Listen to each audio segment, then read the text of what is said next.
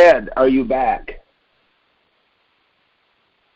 Okay, if anybody can hear me, hopefully you can. If you have any questions, let's start with questions. It said the recording has started, so we'll go ahead and get started, and Ed will be back in a couple of minutes and join right in. So does anybody have a question that you heard about or not heard about, or something you want to talk about? What this call is about is I'm not by any means smart or any of that.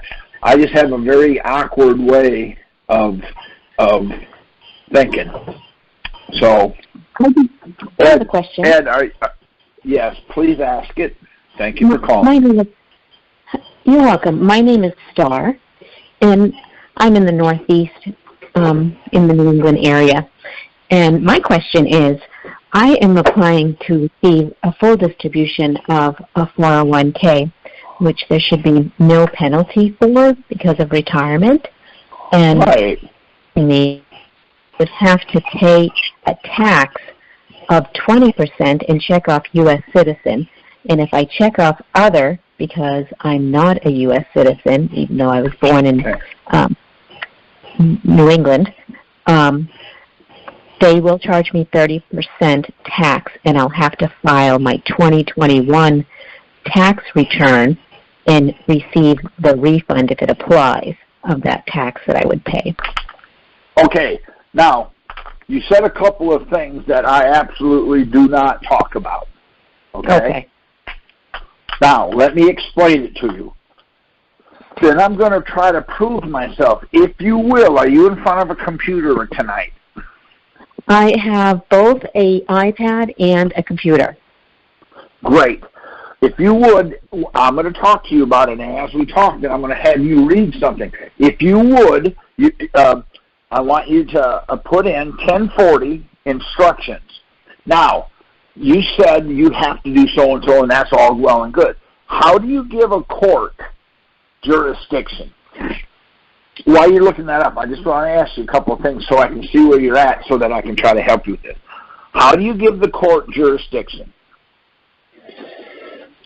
Well, I would think that you would, one, show them that you're in their jurisdiction, which I'm not. Now, okay, see what you're doing is you're telling me, okay, now that would you show me your bar card because you're making legal determinations? I'm going to show you how I do it. Remember, I don't give legal advice. I'm going to ask you questions to try to have you understand. What I asked you was, how do you give the court jurisdiction? And you gave me about 3 or 4 answers. That's one thing you must be careful of. But go ahead. How do you give the court jurisdiction? Well, I would think you actually show up. Hold on a minute. I don't care what you think.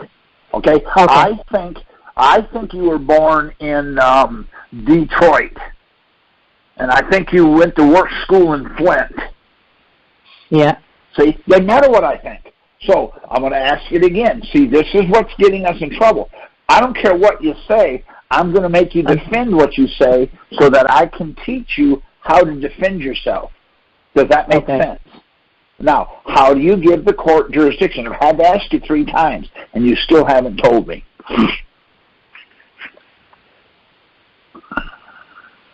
Tell them who I am. Okay. Now I'm gonna prove to you what you said, and I'm going to use what you said. You want to get a divorce from your husband, okay? So you take him to the federal district court. The federal district judge gives him the house, the children, the dogs. Gives him your retirement. You have to pay him $1,000 a month. Tell me what he's got, because you showed up and you talked. Now, tell me what your husband just got. Everything. Okay. Well, how did the federal district court get jurisdiction on a state family issue? It was given to them. Okay. So in other words, you can get a divorce in a federal court.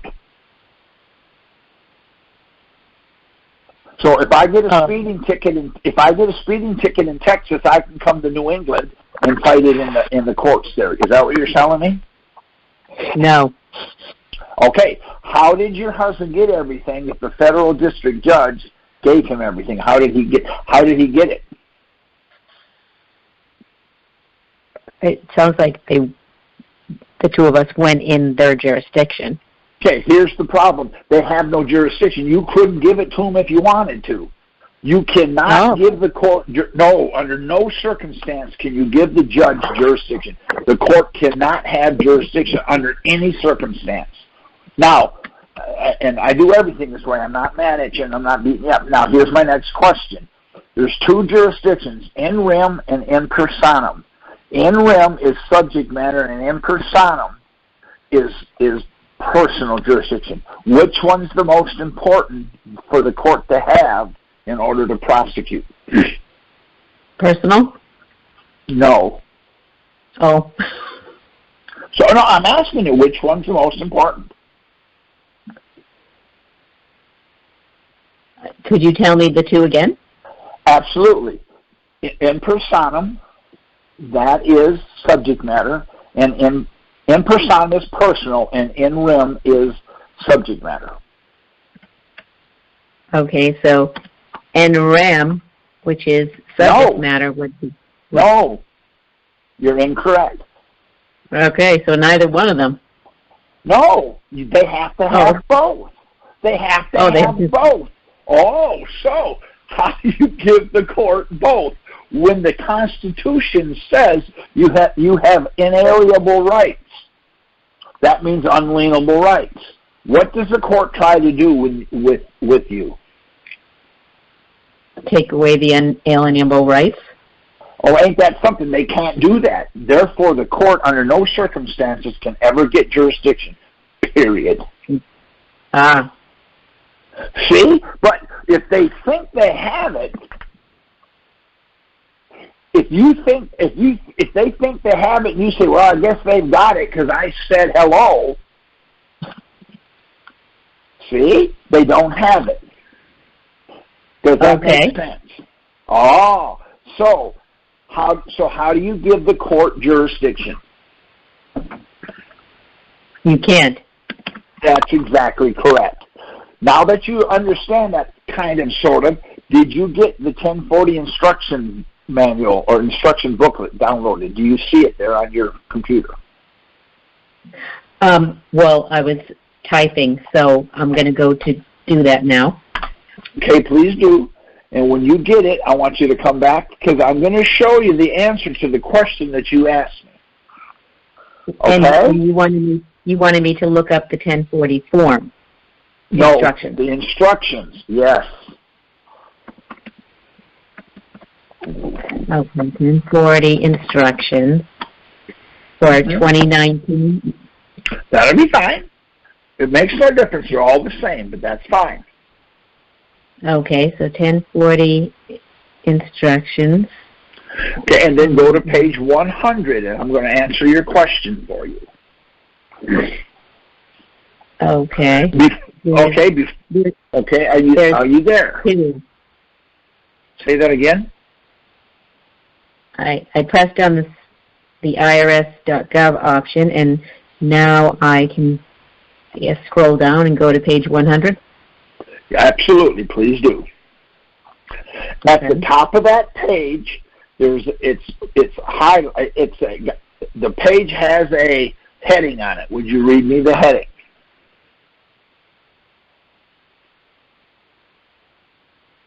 It would be easier if you could type in page 100 and have it I understand.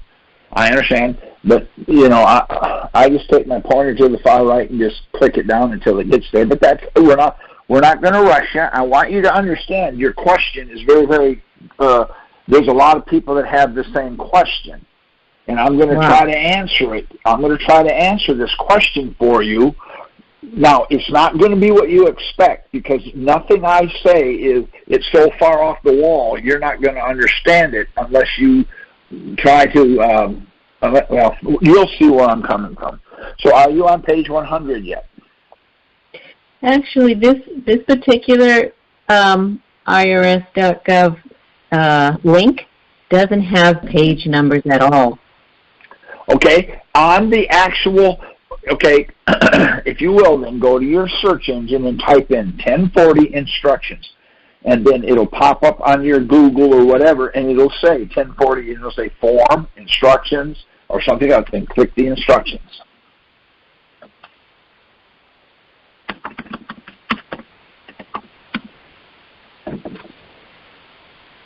Okay, so then it came up again, 1040, January, okay. All right, so this one's different than the last one. That's okay, not a problem. Yeah. Now, are you on? All right. Now, are you on page 100? Now, you got to understand something. Say that one more time. I'm still scrolling and trying to get down to that page. That's okay. You got to understand something, okay? Okay, that's okay. I'm a nut job now, and what I do is I read what they say. And what I try to do is I try to understand what they're really saying. Okay? Yeah. Does that make sense? Okay, now are you on page 100?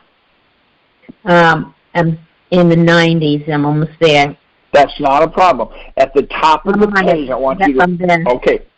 Okay, what does it say at the very top of page 100? Disclosure, Privacy Act, and the Paperwork Reduction Act. Nothing. Okay, so now this is good. This is an act. Now, I would like you to go to the third paragraph where it starts with our. Do you see that? I see it. Okay, now, I'm going to have you read just a few lines, but when you read it, wait, I'm going to tell you to stop so we can define what it says so you can understand what they're saying. So go ahead and start reading that. Our legal right to ask for information. Hold on. Tell me who our is. The people reading it. No, absolutely not. So, in other words, the people reading it has a legal right? Come on now, who's the legal right? Wouldn't that be the IRS's legal right? Okay. Oh, so now the whole story's changing. So let's read it that way. The IRS's legal right. Go ahead and start right there and read that. And I'm going to stop you again. To ask for information. Start over. No. Start over. I don't want you to skip anything because I want you to catch it because I need to stop you again. How the IRS's legal right to ask for information. There. Okay, hold on. So the IRS does have a legal right. That's what they're telling you. And they have a legal right to ask you for information. Now, let's finish reading that. Is Internal Revenue Code Section 6001, 6011, and 6012 in parentheses, letter A. In their regulations, Stop right there. Hold on. Stop right there. Now, what's the opposite of legal? Illegal, not lawful, not legal. Okay, so so it would be illegal. The opposite of legal is illegal. I want you to remember that. Now, pick up where it says they and tell me who they is. The IRS. Okay, no, that's not right. So let's read that again, and I won't stop you until you get to read that sentence again and stop at regulations, so we can see who they is. Go ahead. The IRS legal right to ask for information is Internal Revenue Code Sections 6001, 6011, and 6012, letter A, and their regulations. Now, hold on. Who's they? They say. Internal Revenue Code. Nope. They say is 6001, 6011, and 6012A. See, IRS's legal right to ask for information is in Internal Revenue Code Section 6001, 6011, and 6012A, and their regulations. Those three sections and their regulations say. Does that make sense now? It does, yes. Okay, now we're going to read, start reading because I'm going to stop you again, okay? Yes. They say that you must file a return or statement. Stop right there, okay? Hold on. So you absolutely have to file something. What do you absolutely have to file? A statement or a return. Ain't that something? So when you get your money, something. Oh, see? Does it say 1040 there? No. Oh, so in other words, what did you say you had to fill out? A 22 what now? It's 8 pages for the 401k distribution form. That's and okay. Okay. But where does it say there you have to fill out a 4-page or 8-page 401k form? Where does it say that at? Nowhere.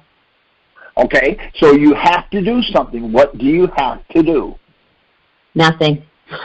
No, it does not. No, that's not true. You have to do something. What do you have to do? Otherwise they wouldn't know. They wouldn't even know I want it, other than my calling most of the time. Okay, but it says here you have to file a return or statement. Now, could you give me a statement? Do you mind giving me a statement?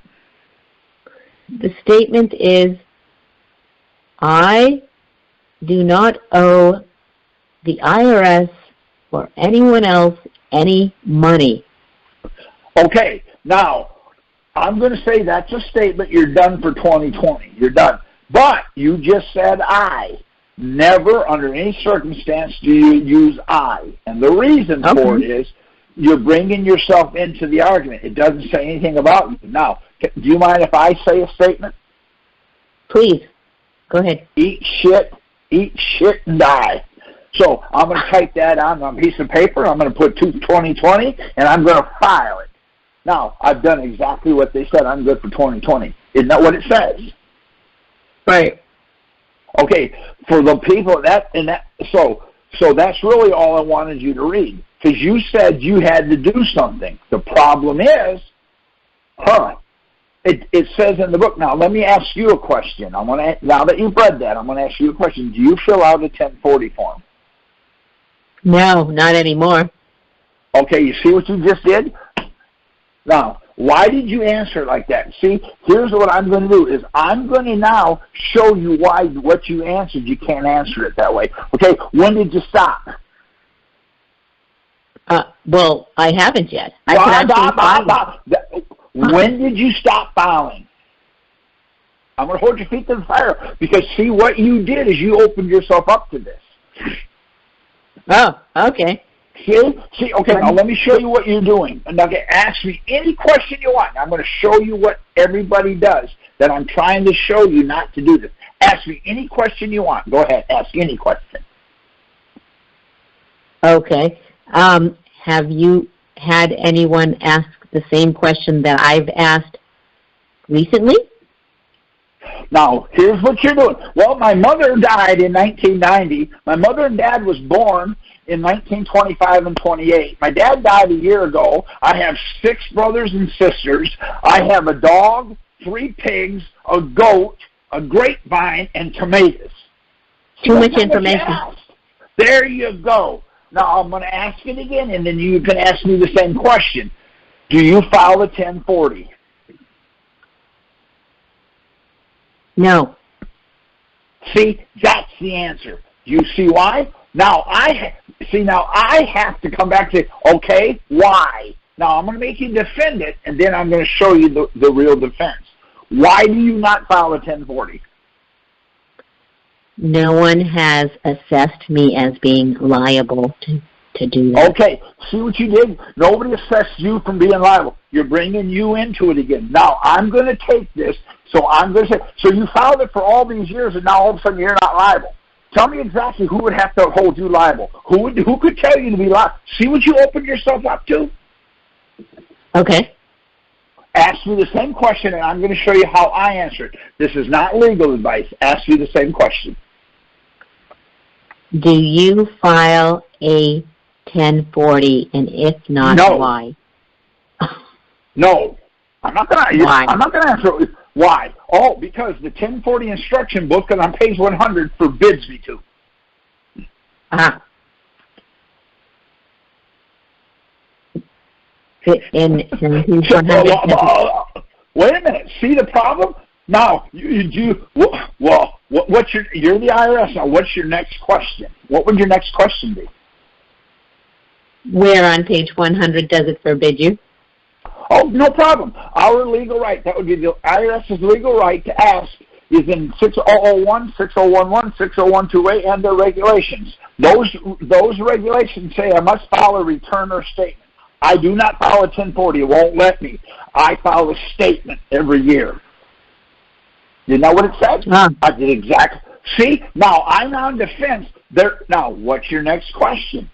See, do you see what I did? I'm on offense. My difference is I'm on offense 100% of the time. Now, we're going to get back to this because this is very important. But I'm going to do a sidebar real quick. Did you watch, by any chance, the Super Bowl in February? No. Do you know what the Super Bowl is? Yes. What is it? Two teams playing football. Okay. In the two teams that play football, why do they put a net behind the goal of a football game? To see who wins. So in other words, to see who wins, that's why they got the net behind the goal? What did they do? Just sit there and watch the net? Why do they put a screen behind the goalpost of a football game? Because that's how they stop the ball. Why would you want to stop the ball? That makes no sense to me. So why do they want to stop the ball? Now, don't take this as personal. I'm trying to show you what I do versus somebody else. Why do they try to stop the ball? So that they can continue the game if somebody hasn't won yet. Okay, now, I'm going to use again your statement. What do they call soccer? What do they call it? Yeah, what's another name for what's another name for soccer? Football. Oh, so because you answered it the way you answered it, I did my sidebar to get the answer I wanted. No, the reason they put a net around the goalpost in a football game is to see when you score. Now the whole story changed, didn't it? Sure. See? Now what I'm going to try to teach you is every single thing has more than one answer. And the reason for it is the IRS uses trickery, words of trickery. Now I'm going to ask you I'm going to share with you a real quick story, and I want you to answer it, okay? I'm going to tell you why you have to file a 1040. The reason you have to file a 1040 because under 6841.1 BQ, it says you have to file a 1040. Now, tell me what I just did. It sounded like you said 68Q or something like that. That's fine. That doesn't matter. What did I do? That doesn't matter. It's not so much that. I'm trying to show you a thought pattern that I had. So tell me, what did I just do? Tell me what I just did. Well, it sounds like you gave a reference to something that's not in the paragraph that we read. Ah, so in other words, it's outside of those three issues. So what would it be? So 6801 BQ1.5, what would that be? Okay, irrelevant. Let's go back. No, it would not be irrelevant. It's very relevant. Okay. Let's start over again. Our legal. What's the opposite of legal? Illegal. So was it in those three sections? No. So then that statement is illegal. Now, the IRS is using an illegal statement. Now, I want you to do me a favor. You live in New England or up there in the Northeast, whatever, I don't care where. I need you to come here. I'll pay you to get here. I need you to stop in Memphis, Tennessee, and pick up 75 pounds of cocaine and bring it to me. Would you do that? That would be a negative. Why? Illegal. Okay, so now let me go back and say, under 6801B1, you have to file a tax at 1040. Tell me what I just told you. Under 6801B1, you have to file a 1040. Uh-huh. Wouldn't that be illegal?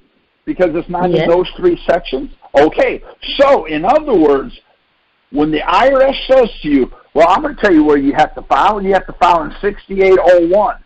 That's a felony. That's illegal. So the IRS is telling you to commit a felony to fill out a 1040 because their only legal right is right there. Does that make sense? It makes sense that it's illegal because it's not in the regulations that we mentioned. But the last part, I didn't hear what you said. Okay, so in your 401k, when you cash it in, what do you have to fill out? What do you have to fill out to make what you do legal? Tell me what you have to fill out to make it legal. 8 pages. No. Oh. Let's read this again. I'll read it to you. Our legal right, the IRS's legal right to ask for information is in Internal Revenue Code 6001, 6011, and 6012A, and the regulations. Those regulations say you must file a return or statement. What do you have to do if you take your 401k and cash it all in 100%? What do you have to do? I have to file a statement. Ain't that something?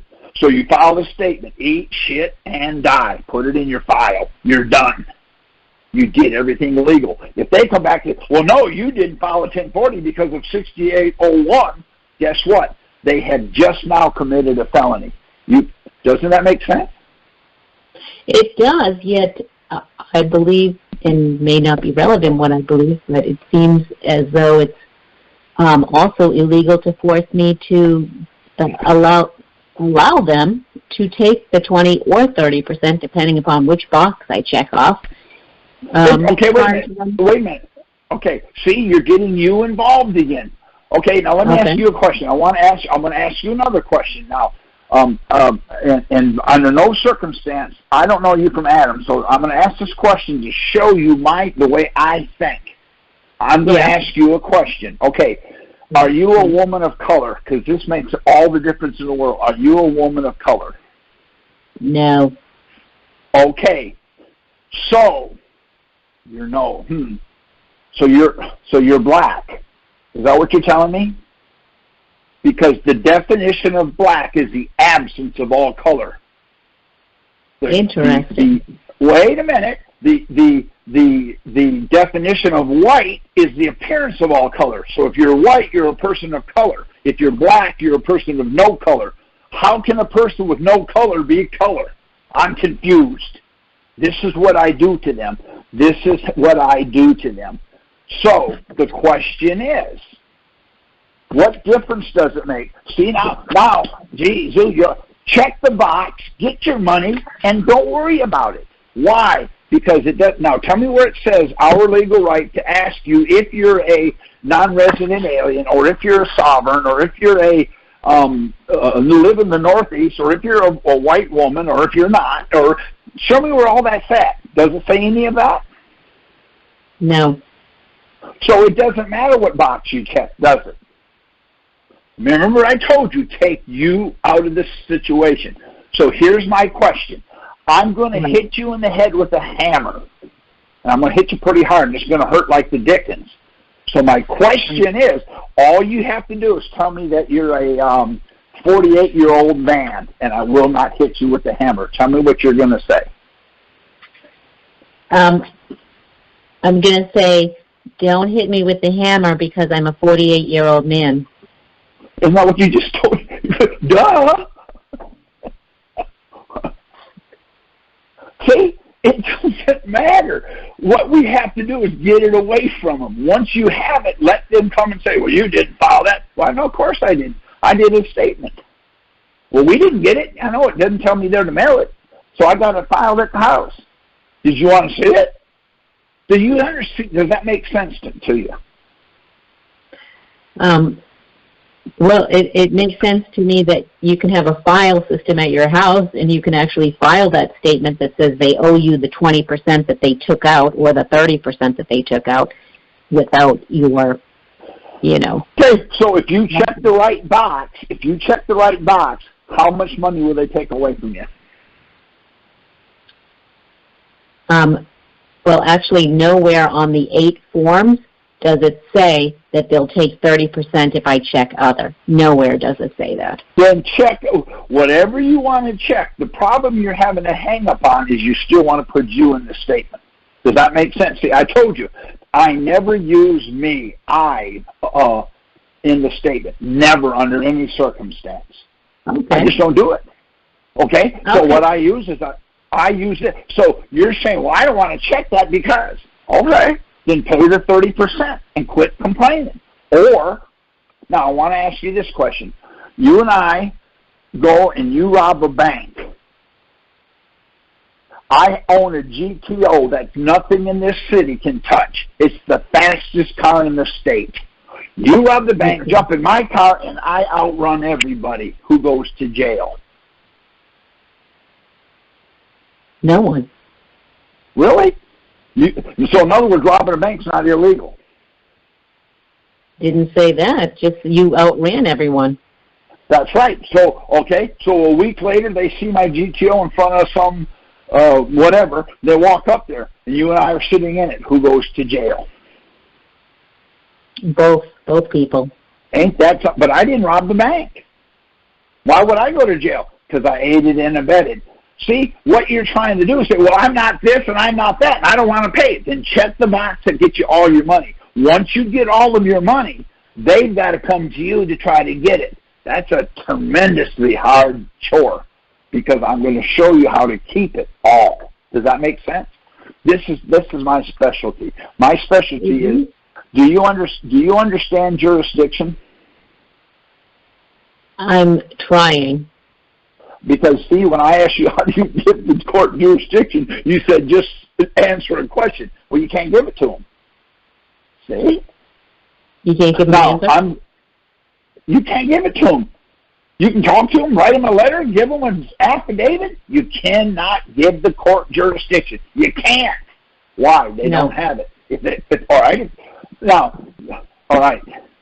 I'm going to ask you this now. I'm just going to show you what I do. Now, do you have any kids? No. All right. You said no. Do you know what kids are then? How do you know you don't have any? Do you know what they are?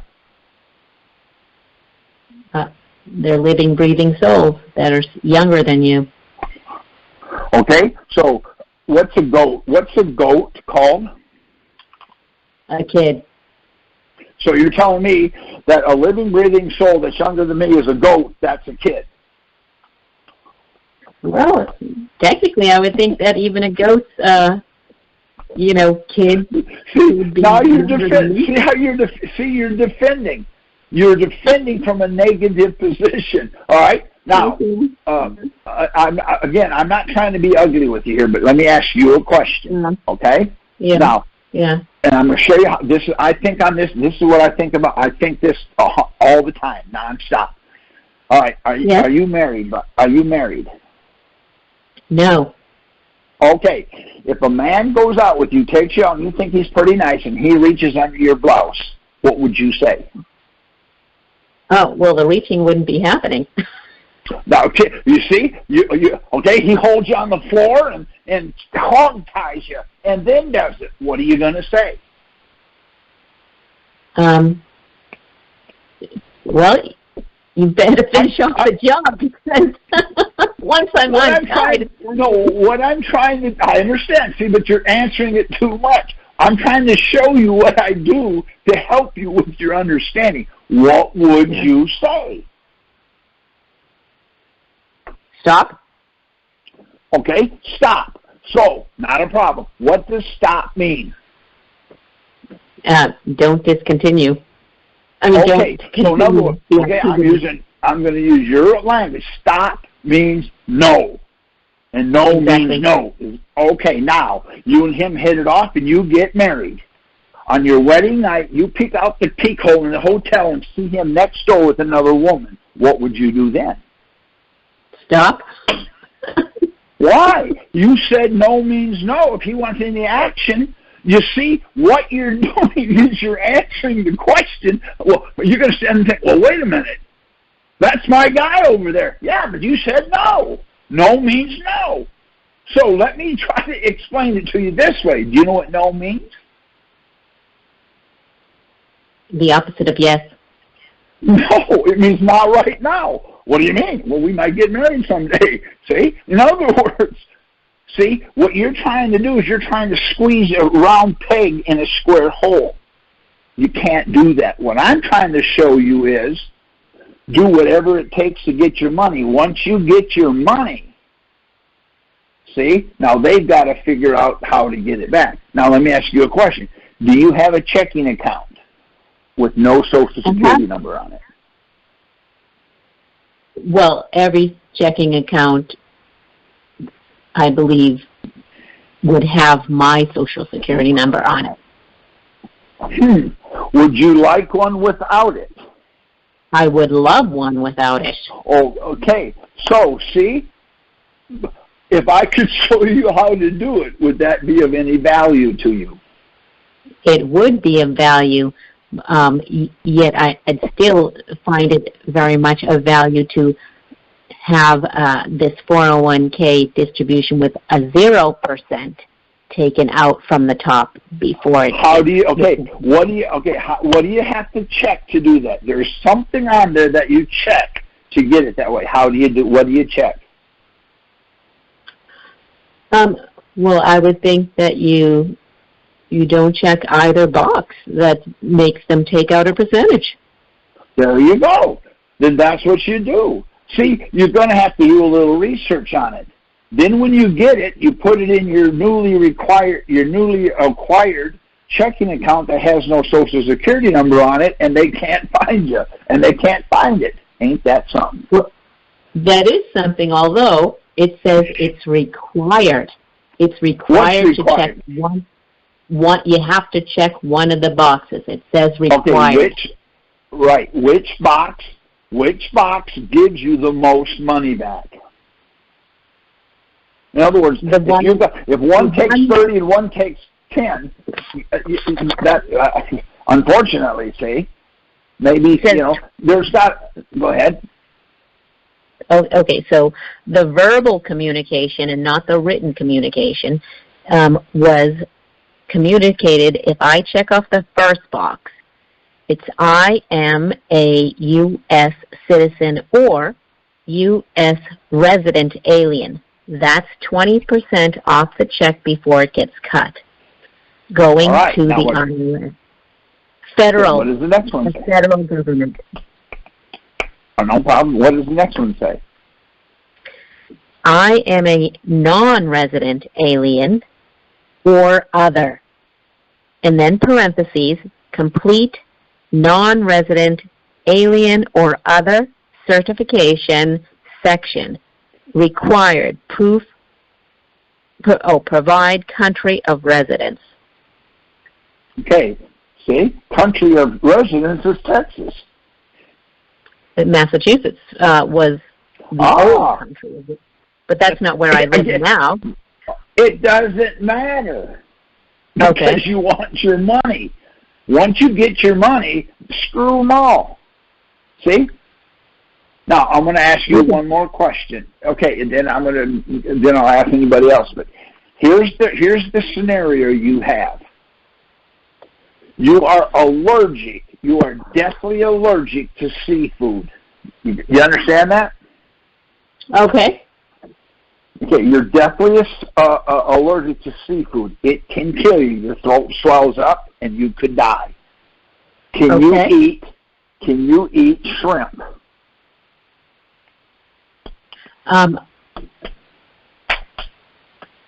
I would say if that person would die, then they cannot eat it. They can eat it and die.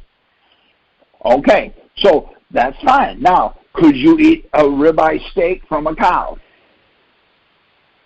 The person in the case scenario, they could eat a ribeye steak and not die.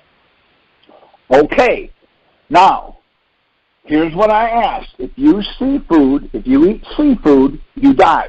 What does S-E-E spell? See as in looking at. Oh, so if you look at food, you die. Can you eat a beef? Yes, and close your eyes and you can eat shrimp. See, I never clarified it, nor did you. You assumed something. See, this is what I do for you. I'm going to do my best to help you get. Doesn't that make sense? How do you spell assume? A-S-S period. No.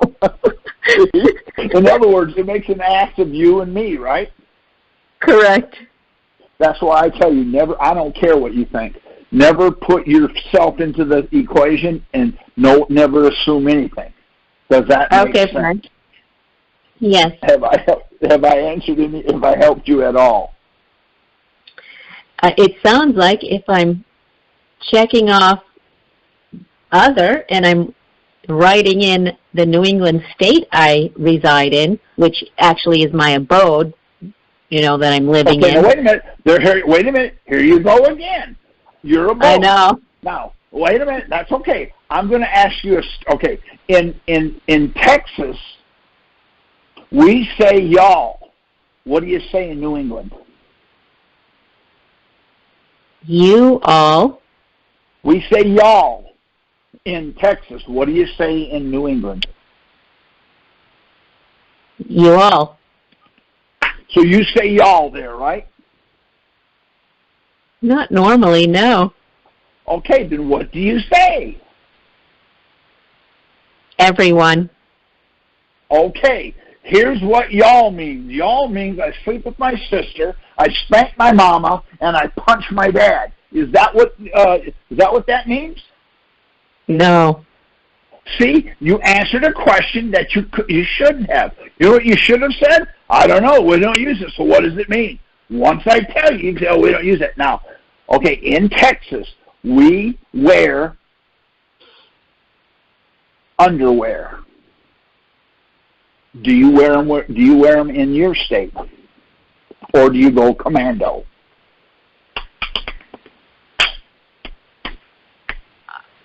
Well, okay, I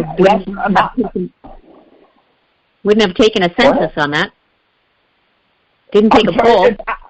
Well, no, I'm not being, okay, I just want to know. I'm asking you. I don't care about the poll. I'm asking you. In Texas, we wear underwear. Do you wear them up there, or do you go commando? That's all I want to know, so I can prove what you're doing, so I can help you understand how to protect yourself. What? People wear them. People wear them. Okay, underwear in Texas is a barbed wire that you wrap around your junk, and the guy tightens it up in the back to hold you up. So you wear that there? I don't understand. Why would you wear that there? We do it here because that's part of our culture. So you're telling me you wear barbed wire to work. Is that what you're saying? Nope. See, I told you. You can't answer it until you know what I'm talking about. That's what we're doing to the IRS. I just showed you that. See, that's all I'm saying. I'm trying to show you, I think, so different. You've never heard an argument like this. I understand that. But because of this, I was indicted. Me and 34 other guys. I keep saying it was 18, but I looked it up last night. There was 34 of us indicted. One person went home. That was me.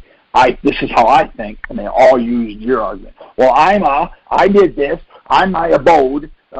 See? Now, let me ask you a question. What's an abode? Place where you sleep, eat. Okay, so now I'm gonna use your words again. So if you drive to Texas, would you sleep in Texas and eat in Texas, or would you not? Or you'd stay up the whole time? You would never do that. So your abode could be. See what you did? You walked right into that. See, you can never make. That's all I'm saying. So I want you to ask me any question you would like. ask any question and I'll answer it.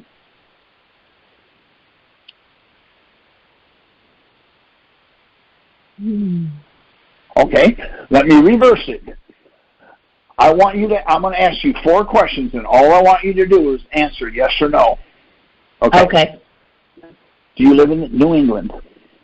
Yes. Okay, are you married? No. Do you have any children? No. Do you drive a motorcycle? No.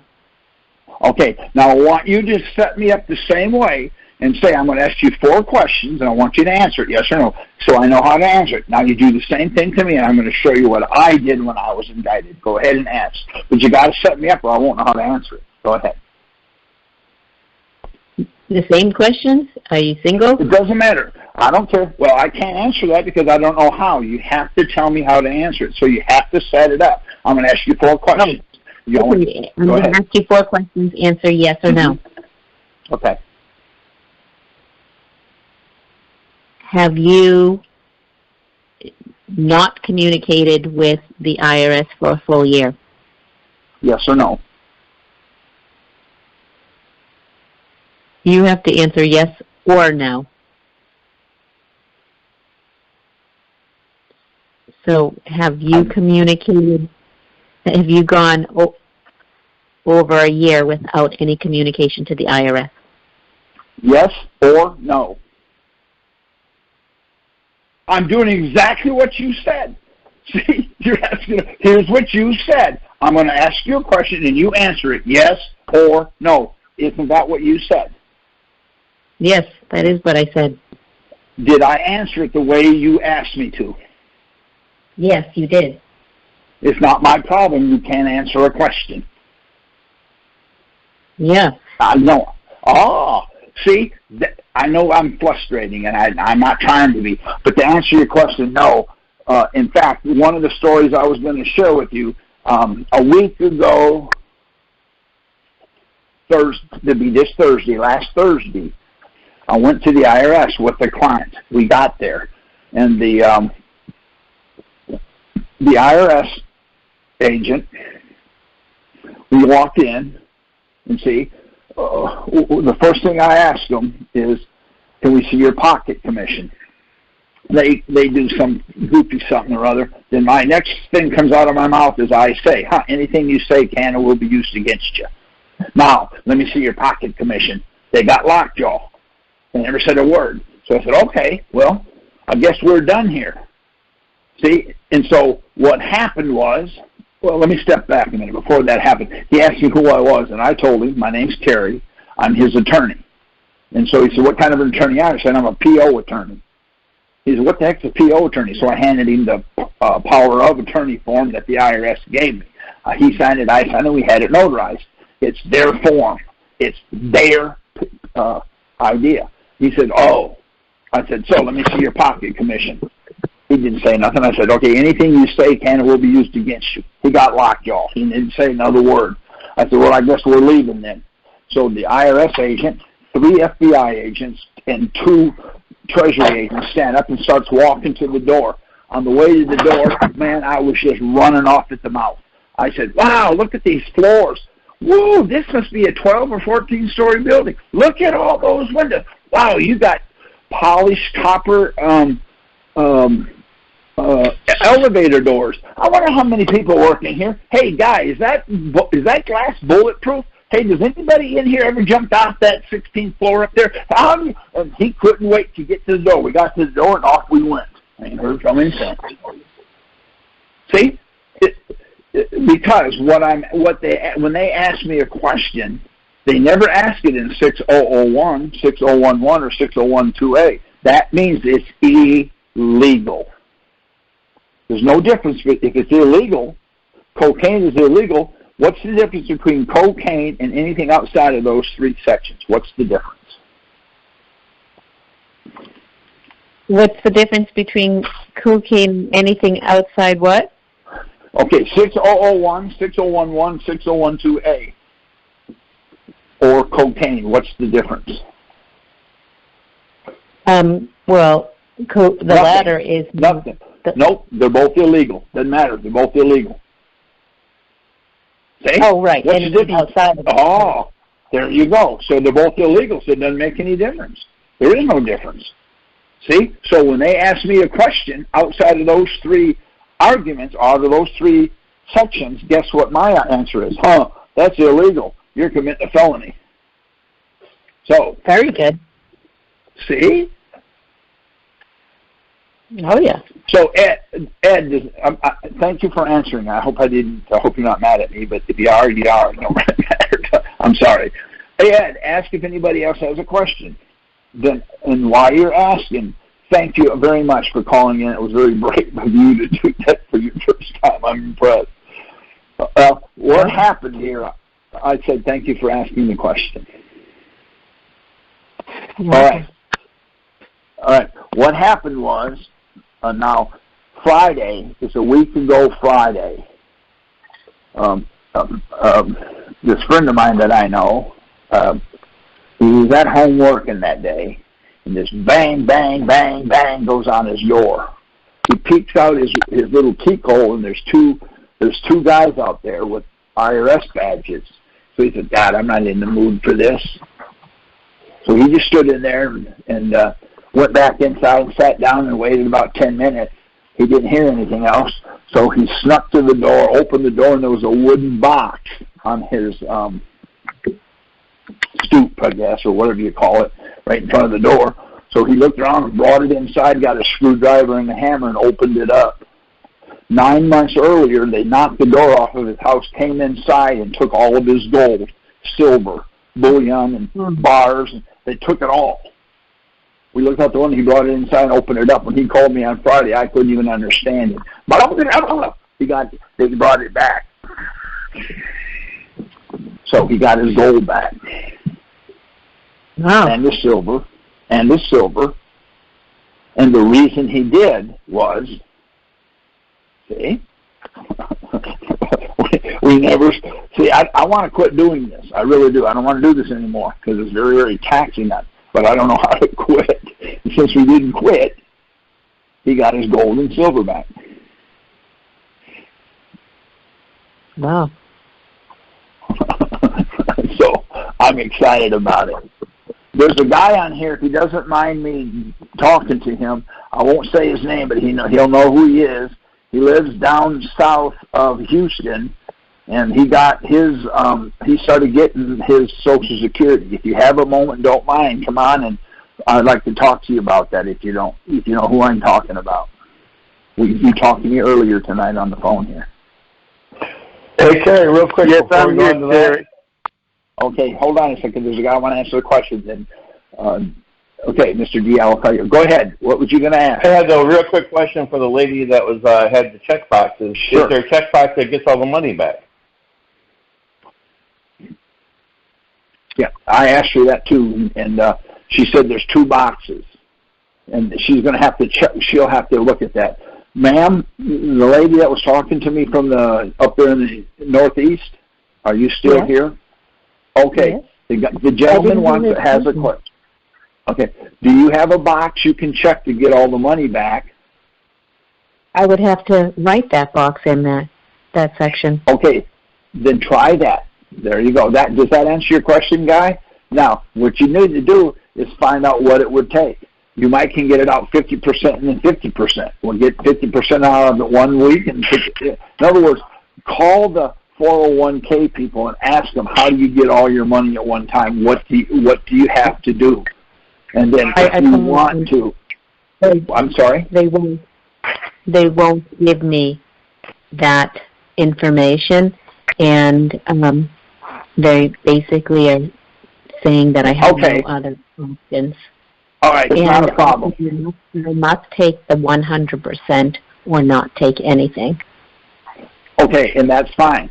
So what you need to do is ask them if they don't tell you. I also have another knuckleheaded thing that I tried. What we did is we sued the bank. The bank took the guy's money, gave it to the IRS because they told him to do so. I don't know if you heard that story or not, but I'll come back to that in a minute. Does that answer your question for you, the guy that asked it? Yeah. Okay, thank you for it. Okay, Mr. D, do you know who I'm talking to? Yes, Gary. This is me, Dwayne Williams. All right. Will you tell them what happened and how long you had to go and all of that? And because when people tell them, I'm telling you that, and the people question me all the time. I don't believe that, but that's fine. Here's a guy that has no reason to lie to you. But anyway, would you tell them your story? My story began about 18 to 20 years ago. I stopped filing income tax. And in 2017, the IRS started taking my Social Security check, all of it, and 90% of my pension, where I had worked for this chemical company for 29 years. I was living on $116.43. I talked to Ed Brandon. Ed Brandon got me in contact with Gary Zolman, and he gave me some instructions. I followed his instructions to the letter. Didn't add anything, didn't take away anything.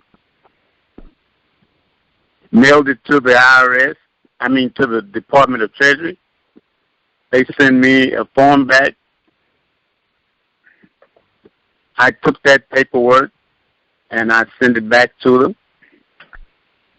And in a couple of days, I got a letter from the Department of Treasury stating that I did not owe any taxes for the years that they were asking for, and that the IRS did not have jurisdiction to take my money. I took that letter and sent it to the IRS. I started getting my Social Security in full within 30 days. My pension was reinstated to the full amount the next month within 30 days. And that happened in 2017. And I keep a certified copy of that letter with me at all times. And I haven't had anything else happen to me or the IRS come at me for anything. Whenever I do get a letter from them stating that we are going to take money from you or put a lien on your account, I take a copy of that letter, send it back to them, and it will be approximately 7-8 months before I hear anything from them again. And it'll probably be the same thing, but from a different state and a different agent. I do the same thing all over again, and I don't hear anything from them for maybe 2 or 3 months. Then it'll be another agent from some other state, from a same department. I don't think they're talking to each other. But I know they have about 10 or 12 of those letters, all at the IRS, all in different states: Texas, Wyoming, California, Mississippi, Alabama, Washington State, and New York. They all have letters from the Department of Treasury in Washington, D.C. stating that I do not owe any taxes for the past however many years, 1976 up until 2019. And after that, I just start filing a statement saying I do not owe any taxes for the year in question. I haven't received anything from the IRS, knock on wood, in the past 3 years. So the question is... I did not... Go ahead. Yes? The question is, has it been worth it? Yes, it has been worth it. I can breathe. I can stop looking over my shoulder, worrying about when am I going to get a letter, or they're going to knock on my door and try to take my property, my car, my truck, my motorcycle, or whatever. Nothing has happened because their boss is the Department of Treasury. The IRS is underneath the Department of Treasury. So I guess they'll start listening to their boss now. I don't know what's keeping them at bay except that letter from the Department of Treasury.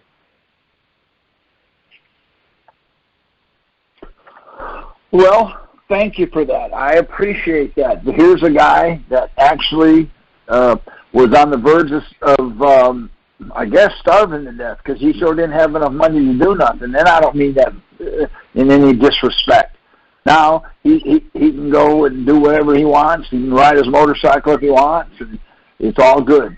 And it's all because the concept that I put together is not anything to do with me or anybody else. What it has to do with, the idea that what they're doing or what they're not doing. And so I hope that makes sense. Mr. D, I appreciate it very much, okay, for sharing that. Thank you. No problem. Now, does anybody else have a question? I'll do my best. I'll try my best to answer it for you. Now, you got to understand something. I'm not very bright, but, you know, but this is what I do. If Ed sent you an email, you've got a lot of my documents there. I can see he puts them on there. You got my glossary page, and that's probably my number one thing that I use, because if you don't know what they're saying and you don't understand what they're talking about, you're vulnerable. You're vulnerable in a really, really bad way. So, does anybody have a question? I'm going to do my very best to answer it for you, if you would like.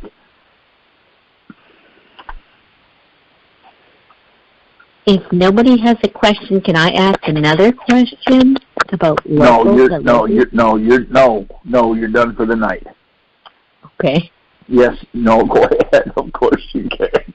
Yes, you can. Please do. You're fine. Okay. Oh, all right. Because I went and had gotten a registration plates today, and I have a 2007 Camry, and the tax collector,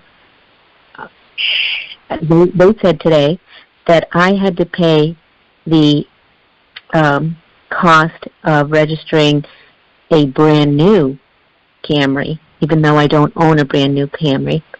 And they assessed the value of what my 2007 Camry is as a brand new Camry, based on, well, I guess not brand new, but based on the mileage and the year that was on the original older title. So the older title, I guess they were charging me on what the Camry would have been back in 2012 with this much lower amount of mileage that it had on it then. And I just couldn't see how they could just, charge you for something that you don't own. I don't own a 2012 Camry, even though that's what was on the original title. I own a 2007 Camry, and it has a lot more miles on it. So they use the mileage from 2012. Mm-hmm. Now, some of the people on here have heard this before, but let me ask you a question since you asked it. Do you know what the word FORM, form, do you know what it means? The word form means. I can guess, but you can explain what it really means. Nope, that's okay. I'm going to let you guess. Then tell me what it means. Oh. It means a document. Okay, so a sticker on the side of a piece of meat, that's a document telling me how much it weighs and how much per dollar the hamburger meat is. So so that would be a form. The sticker that they have on lunch meat, for an example. It's $9 a pound. Well, you said no. I'm using what you said. See, I'm using what you said. You're going to learn with me. Okay, you're going to learn with me that this is what I do, and I'm very good at it. And okay, now you're in front of your computer. If you don't mind, put in form, FORM, definition, Black's Law Dictionary. Then we're going to read it, and then you'll see. Then after you get it, come back on, and then we're going to read it, and then I'm going to explain it to you why we're getting the shaft that we're getting. And then I'll explain to you some of the things that I'm working on. So, just a quick story there while she's doing that. The guy that got his gold back, he's mad at me.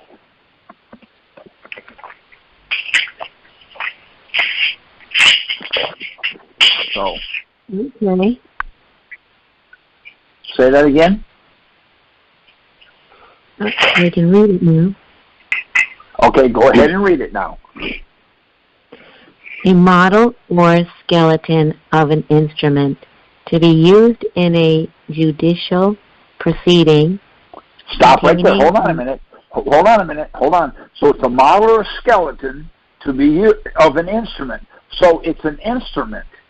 So in other words, when you say form and you say instrument, that means exactly the same thing. So a model or skeleton to be used in a judicial proceeding. So it's an instrument to be used in a court of law. Did you know that? I believe any form that you're filling out that you have to add a signature to can be used in a court of law. Okay, but see, it's not a form anymore. It's an instrument. So let's finish reading it, and then we're going to look up the word instrument. Then you'll see where the problem comes in. Go ahead. Containing the principal necessary matters, the proper technical terms or phrases, and whatever else is necessary to make it formally correct, arranged in proper and methodical order. Methodical order. Mm-hmm. And capable of being adapted to the circumstances of the specific. Okay, so what a form is, it's an instrument. Would you look up the word instrument in Black's Law Dictionary? Now you'll see what happens, and then once she reads this, then I'm going to tell you what I'm doing, and then you'll understand why I'm such a butt about what the words say and what they mean, because I believe that it's to my advantage to know what they're saying. Go ahead. A written document, a formal or legal document in writing, such as a contract, deed, will, bond, or lease. Okay, stop right there. So it's a contract. Well, it's or a will. So what you're doing is, it doesn't get any better than that.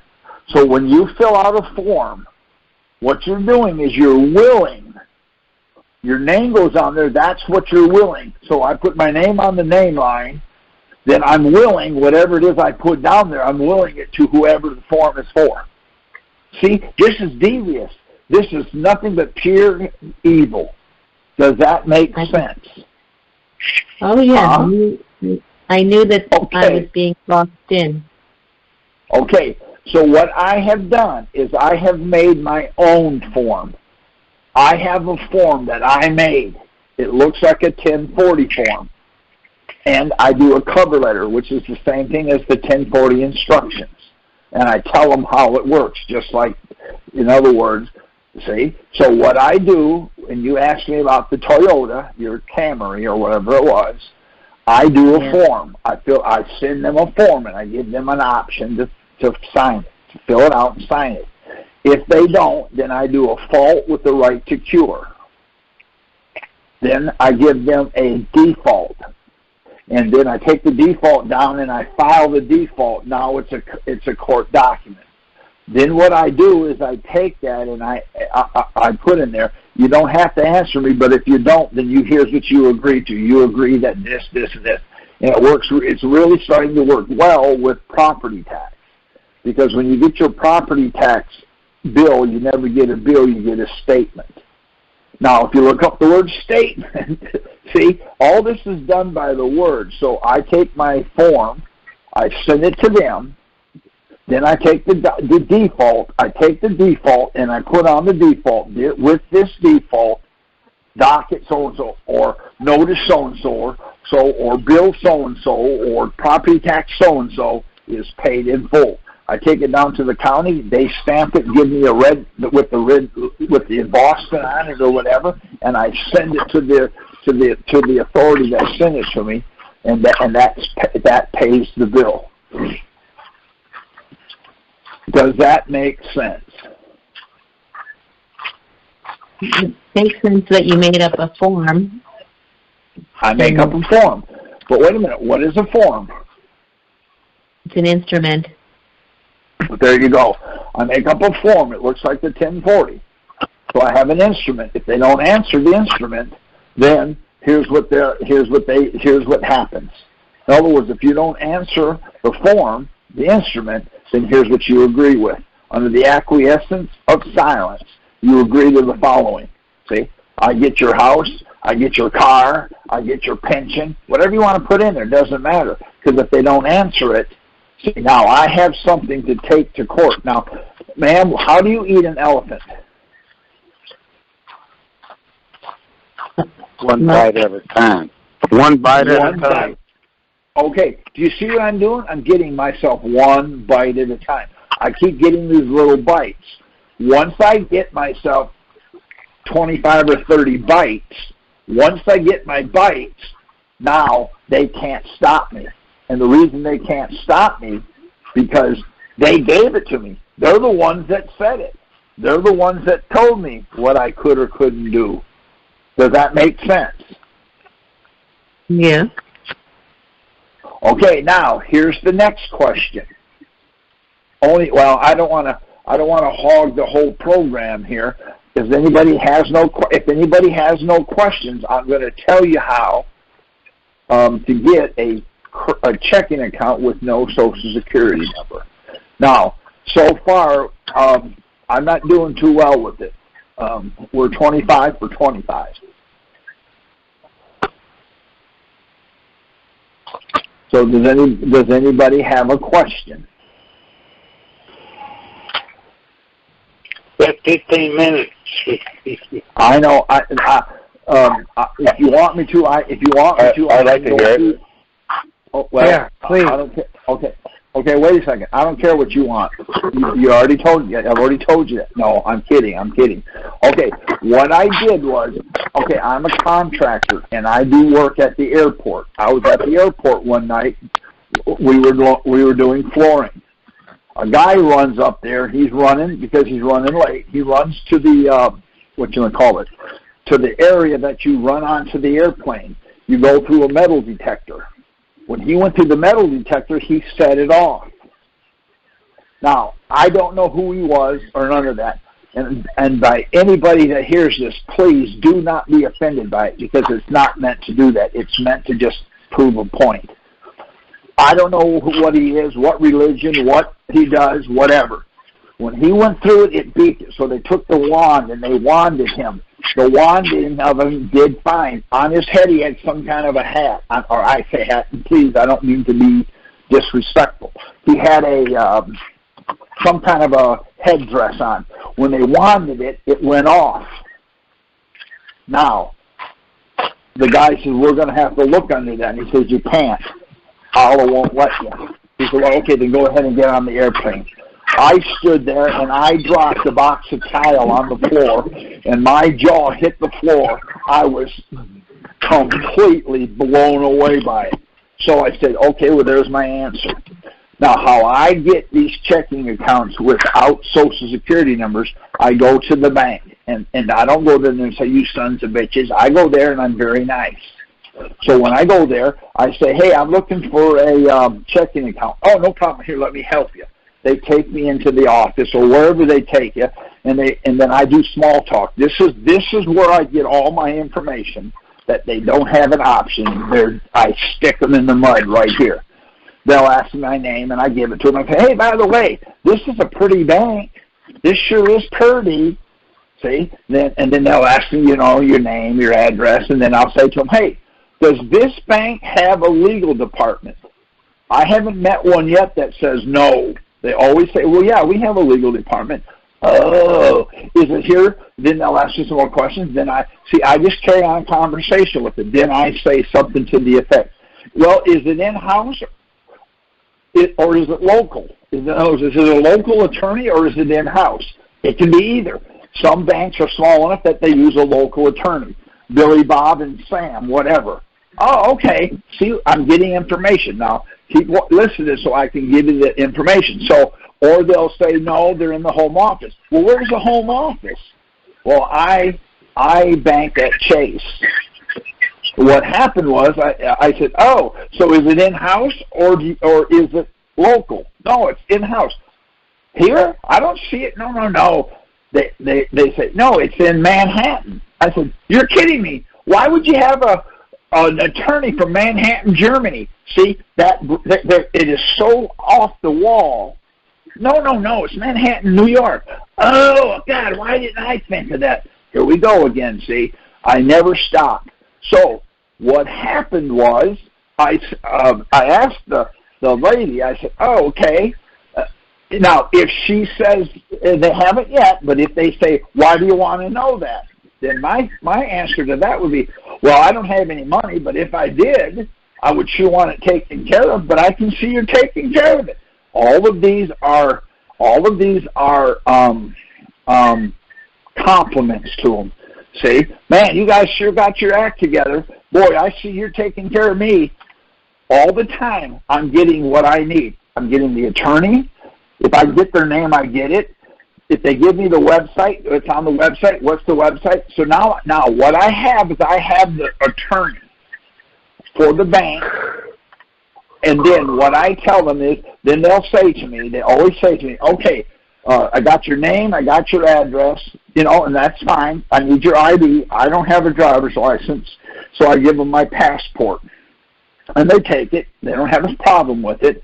So then she says to me, or he says to me, your Social Security number. I said, whoa, Social Security number? Why do you need that? Without missing a lick, they always say, or almost always say, well, the bank policy says so. Oh, the bank policy says so. No problem. What I have done is I have the United States Constitution, First Amendment, printed and laminated, highlighted where it says freedom of religion. So then I take the Texas Constitution that says freedom of religion. They say the same thing. I highlight and I had it laminated. Before I show it to them, I says, well, that doesn't make any sense because my religion says the Social Security number is the mark of the beast, and we're forbidden with my religion to give that and use that. I'm sorry, I can't give it. So then the lady says, well, then we can't give it to you. Oh, really? You can't give it to me because of my religion? No, it's because of your Social Security number. Now they're screwed up. So I write a letter. They just gave me the attorney, who to send it to, so I write a letter to the attorney. Dear Chase Bank's attorney, Billy Bob, whatever. I went to open it on or about. I don't give them the day exactly so they can look it up and see what I'm saying. That way I get their information. I say on or about July the 1st, I went to one of your banks in Texas because I'm from Texas. I tried to open a checking account, and they refused to open me a checking account because of my religion. I'm confused. Is it Chase Bank's policy to refuse a man's checking account on the religious belief of the individual? And I mail it to him without fail. The attorney comes back and says, absolutely not. So then I say, you're saying no and they're saying yes, so here's what's going to happen. Because of my religion, your bank will not give me a checking account. Now they're really wanting to know what's going on. So I make them commit as much as that as I can. Then I say, okay, according to my religion, the First Amendment, it says I have a freedom of religion, and there will be no law written to violate that.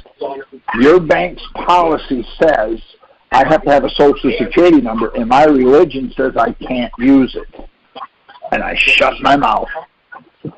So far, before the end of the week, the attorney from Manhattan called me on the phone and says, how many did you want? I said, 2's fine. And so when I walked in the bank, all I did was sign the documents and walked out because they already had everything, and it was done as smooth as glass. Because I realized it's not about, our argument is, well, I'm not going to give it to you because I'm a patriot. Or see, I told you I don't use me in anything. So if I want them to do something that I want them to do, then I have to play the game that they're playing. Does that make sense? Somebody's real loud in the background. I'm having trouble with it. But does that make sense to you?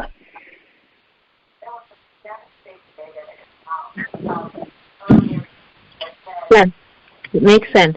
It does. Okay. See, so the reason I can't have one, the reason they give it to me is not because they want to, because I've made it a religious reason. Doesn't that make perfect sense?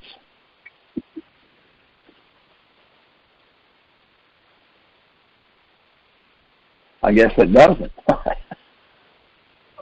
Yes, it makes sense to me.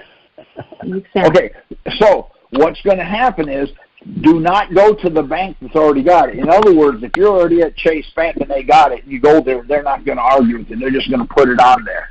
So if you have one at Chase and you don't have one at Wells Fargo, go to Wells Fargo. And when they say to you, well, what's your Social Security number? God, I'm glad you asked, but why do you need that? They're going to tell you. There's only 2 reasons so far that I've had for them to tell me. 99% of the time it's because the bank's policy. So the bank's policy is in direct violation of my religious belief. The other one they said was, well, the Patriot Act says. The Patriot Act is 45 pages. I printed the Patriot Act. What I do is I print the odd pages, and then I turn the paper over, and then I print the even pages. I take the Patriot Act with me. I take 3 or 4 copies. And what I did is I did a search on the Patriot Act. I put it on my computer, and I did a search. Social Security number, security number. None of that appears there. So in the Patriot Act, Social Security number doesn't even appear. So what I've done is, I keep it in case I need it. I hand it to, the Patriot Act. Well, the Patriot Act can't be against my religion because the federal government wrote it and said, there's a problem here. So I handed it to the bank and I said, everywhere in that book that the Social Security number is mentioned, I have it highlighted for you. She looks at it and said, well, there's no highlighting. I said, that's because it's not there. I said, now I'll give you another option. What's the reason you won't give me so why are you violating my religion? So the Patriot Act won't do it because that's a federal law, and federal law will not write a law that violates your religious belief. So that one doesn't hold water for me anyway. Does anybody have a question?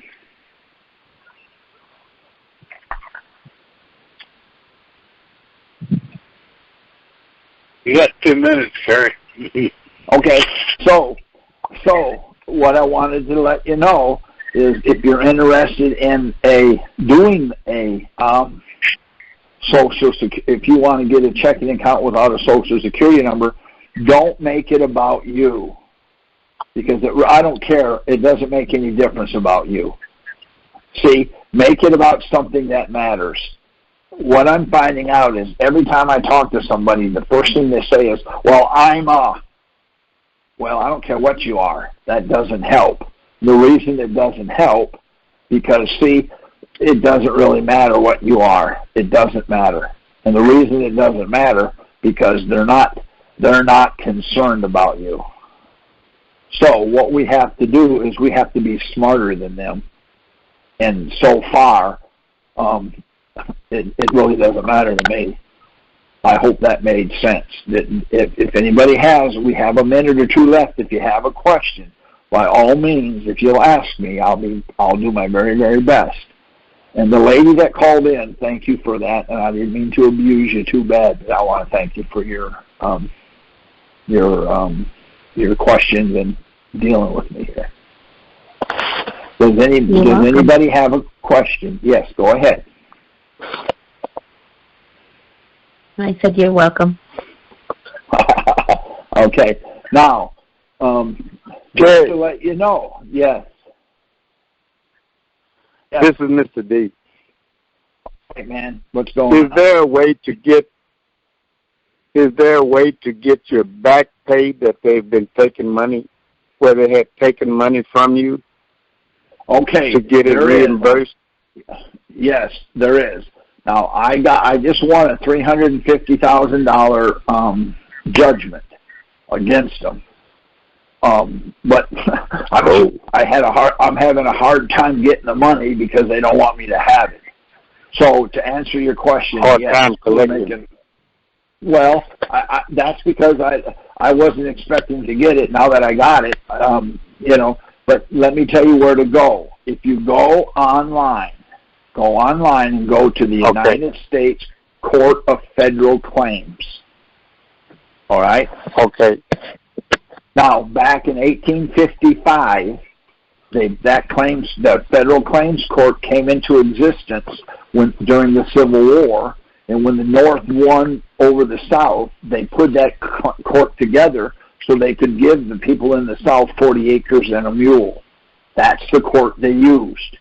And so they say in there, we have jurisdiction to give the people money that's been taken improperly. Now, the funny thing is, after you have your court order, you have proof that they did it.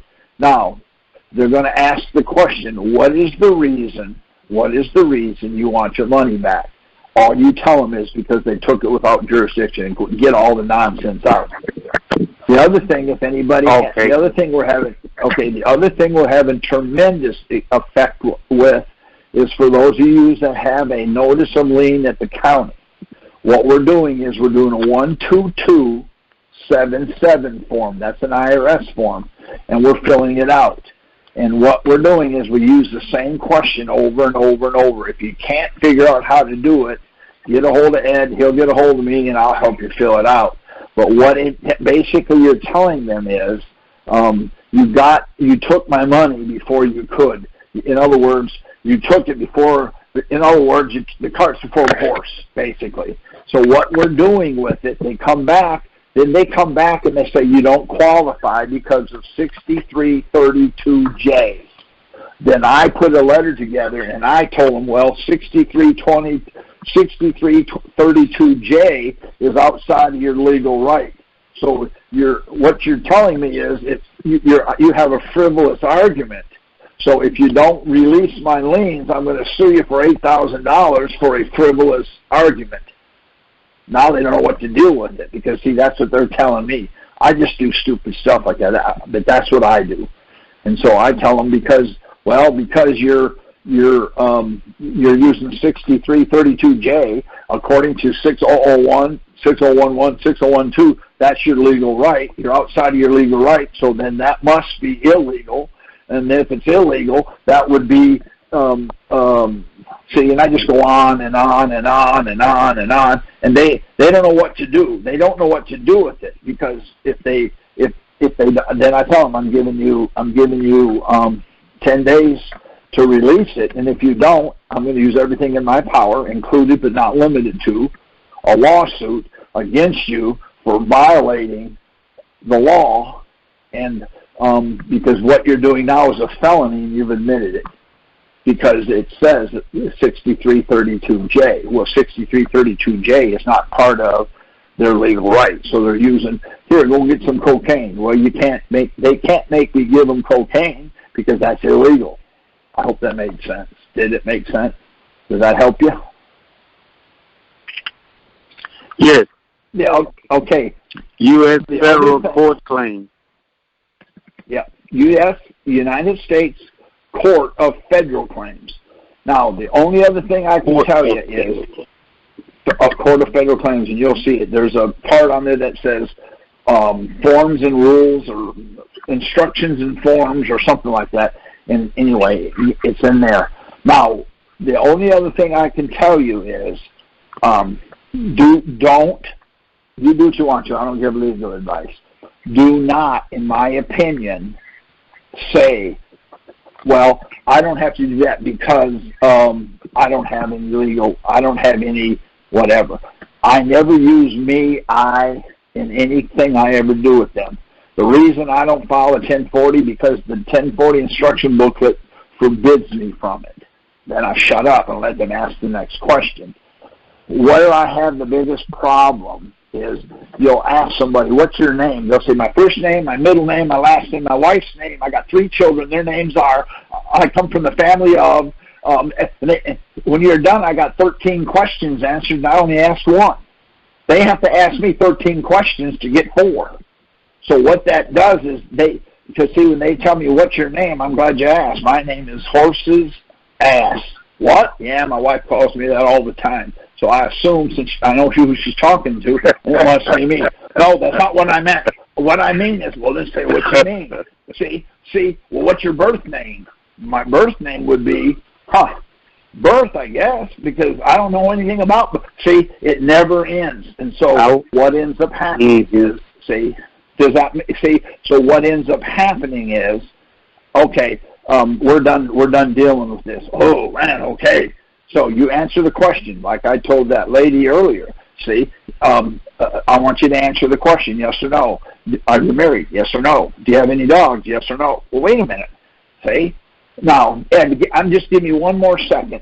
The lady that was on the call tonight, can I show you one more thing? I just want to say one more thing. If you're on here still, hit *6 so I can ask you a quick question. Go ahead. Okay.